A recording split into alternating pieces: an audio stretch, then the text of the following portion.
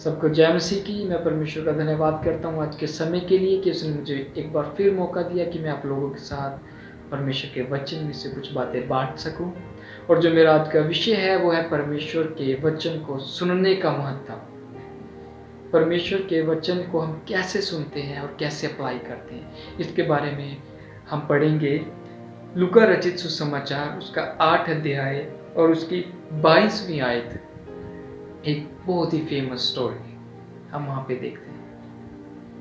और वो स्टोरी क्या है, वहाँ पे क्या होता है, कहते हैं फिर एक दिन वह, मतलब यीशु मसीह और उसके चेले, एक दिन वह मीन्स यीशु मसीह और उसके चेले नाव पर चढ़े। कई लोग समझ होंगे मैं किस बारे में बात करने जा रहा हूँ।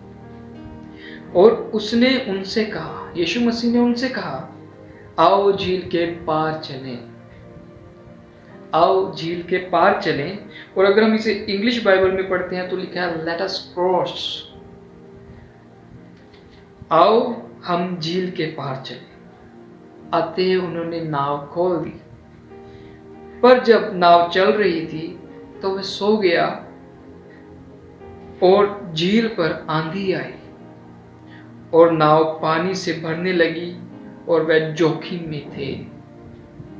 तब उन्होंने पास आकर उसे जगाया और कहा, स्वामी स्वामी, हम नाश हुए जाते हैं। तब उसने उठकर आंधी को और पानी की लहरों को डांटा और वह थम गए और चैन हो गया। तब उसने उनसे कहा, तुम्हारा विश्वास कहाँ था?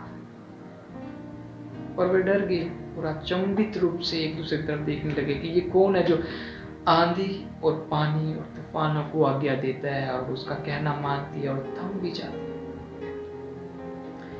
इस सारी स्टोरी में एक देखने वाली बात यह है कि जब यीशु मसीह ने अपने चेलों को कहा, आओ झील के पार चलें, आओ झील के पार चलें। जब यीशु मसीह ने एक बार बोल दिया, परमेश्वर ने अपने मुंह से एक बार बोल दिया कि हमने पार जाना है, झील में ना चलें। यीशु मसीह ने ऐसे कहा हम झील के अंदर चलें या झील के बीच में चलें, उसने कहा हम झील के पार चलें। यदि परमेश्वर आज हमसे, आपसे कुछ भी कहता है, अगर उसने कहा कि आओ हम झील के पार चलें, तो हम निश्चित रूप से झील के पार जाएंगे, क्योंकि बोलने वाला परमेश्वर है। परमेश्वर के खोले हुए को कोई बंद नहीं कर सकता और ना उसके बंद किए हुए को कोई खोल सकता है। उसकी सारी प्रतिज्ञाएं हाँ ही में होती हैं। और वो उन्होंने वचन पे ध्यान से ना सुना, उन्होंने ध्यान से नहीं सुना। यीशु मसीह की जुबान से जो शब्द निकले उन्होंने उसको ध्यान से ना सुना, जबकि यीशु मसीह ने उनसे कहा था, आओ हम झील के पार चलें। वो डर गए और उन्होंने क्या देखा, यीशु मसीह को जाके कहते, प्रभु उठ, हमें बचा। तो यीशु मसीह ने कहा, हे अल्प विश्वासियों, तुम्हारा विश्वास कहाँ गया? कई बार ऐसा होता है कि हम वचन को सुनते तो हैं पर उसे उस रीति से ग्रहण नहीं करते, हम उसे लाइटली ले लेते हैं। पर परमेश्वर का वचन उस वर्षा के समान है जो भूमि पर गिरती है और बिना कुछ उपजाए वापस नहीं जाती।